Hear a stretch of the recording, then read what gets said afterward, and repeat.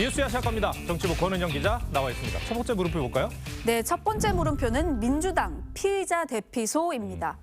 민주당이 얼마 전에 박지원 전 국정원장 복당안을 보류했었잖아요. 결국 복당이 되는 겁니까? 네, 내일 최고위에서 다시 논의될 예정인데 의결될 가능성이 높은 것으로 추정됐습니다. 당 사무처 관계자는 대선을 앞두고 있었던 지난해 12월 대통합 차원에서 복당 신청자를 전부 받아줬지만 당시 국정원장이었어서 못했을 뿐이라면서 당연히 복당 수순을 밟게 될 것이라고 했습니다. 당시 영상 먼저 보시죠. 중간 과정에 우여곡절이 있었지만 이 큰 물이 하나로 모이듯이 함께 모이게 되었습니다. 이재명 대표 측도 야당에 대한 전방위적 공세가 들어오는 상황에서 가용 자원을 총동원해야 할 때라면서 복당에 힘을 실었습니다. 네. 박지원 전 원장 복당에 정청래 최고위원이 반대를 했다고 들었습니다. 왜 그런 거라고 합니까? 이 정 최고위원은 지난 회의에서 가수 나훈아의 히트곡에 빗대 박 전 원장의 복당이 무엇이냐고 물으신다면 분열의 씨앗이라고 말하겠어요라고 해서 큰 웃음이 나왔다는 얘기도 전해집니다. 이 박 전 원장이 2016년 민주당을 탈당하고 안철수 신당에 참여했던 점, 그리고 2017년 대선을 앞두고 아침마다 문재인 후보를 공격하면서 문모닝이라는 별명을 얻었던 이 이력 때문입니다. 분열된 야권을 통합하고 우리 모두 승리하기 위해 저는 잠시 당을 떠날 뿐입니다. 일장 출범 꿈에서 깨시기를 바라고 우리 국민의당 관심을 차라리 비문계 의원들에게 쏟기를 바랍니다. 박 전 원장이 다음 총선에서 자신의 지역구였던 목포 출마를 검토할 수 있어서 당내 경쟁자들이 반발하고 있다는 점도 일부 적용했다는 후문입니다. 그렇지만 지난 회의에서 박 전 원장이 피의자 신분이라는 점에 대한 이 문제 제기는 없었다고 합니다. 그래서 피의자 대피소라는 표현을 쓴 거군요. 이 표현은 당연히 여당에서 나온 거겠죠? 그렇게 생각이 되시겠지만 사실은 야당에서 나온 반응입니다. 당의 한 의원은 피의자들이 모이는 집합소가 될 수 있다고 우려했습니다. 민주당이 논란 인사들의 출당에 인색하고 복당엔 후한 점을 비판한 겁니다.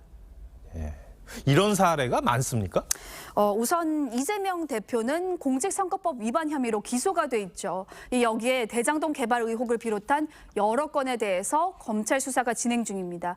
또 민주당은 2년 전 윤미향 의원의 위안부 기금 유용 논란에서도 출당 조치하지 않다가 1년 뒤인 지난해 6월 농지법 위반이일자 그때서야 출당 조치를 했었습니다. 이 출당 조치는 비례대표가 탈당하면 의원직을 잃게 되는 점을 감안한 겁니다. 지금은 6천만 원 뇌물수수 혐의를 받고 있는 노웅래 의원에 대한 체포동의서가 지난 14일 제출되지 않았습니까? 이 당론 없이 자율투표에 붙이기로 했습니다. 의원들의 얘기를 들어보면 노 의원의 결백 주장에 대해 확실하게 설득이 되진 않았다, 반반이다 이런 의견도 있는데 그래도 이재명 대표의 체포동의안이 넘어올 경우를 감안해서 야당 탄압 프레임으로 대응할 예정이라 이 부결할 가능성이 높다는 게 당내 분위기입니다.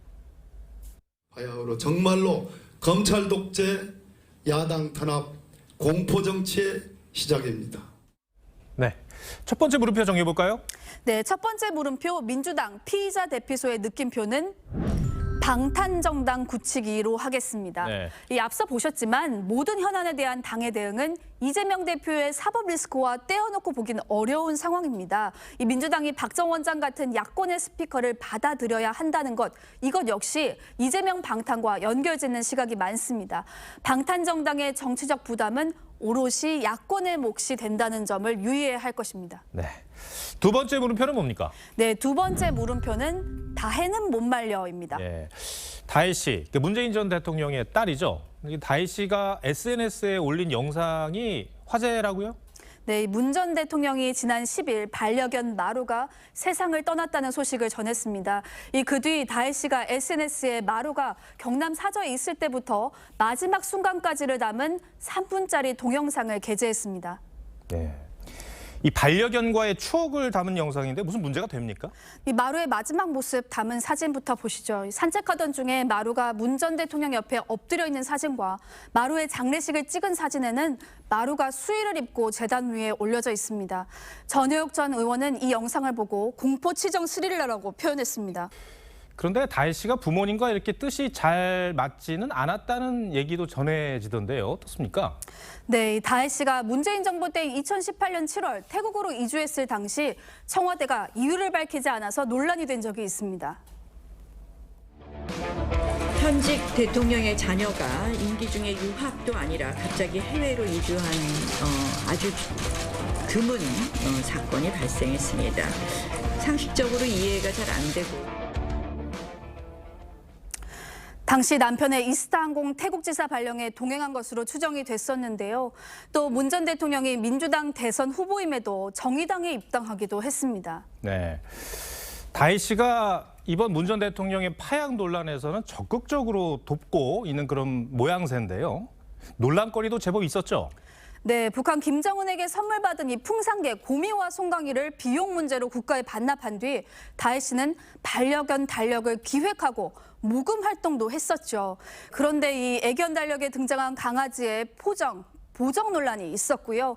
모금 사이트의 펀딩의 주요 목적이었던 수익금 일부는 유기견 단체에 보낸다는 내용이 하루 만에 삭제되기도 했습니다. 해당 펀딩 사이트가 기부금 모금이나 홍보 목적임을 금했기 때문인데 다혜 씨는 문구 삭제에도 유기견 단체 기부는 변함이 없다라고 해명했습니다.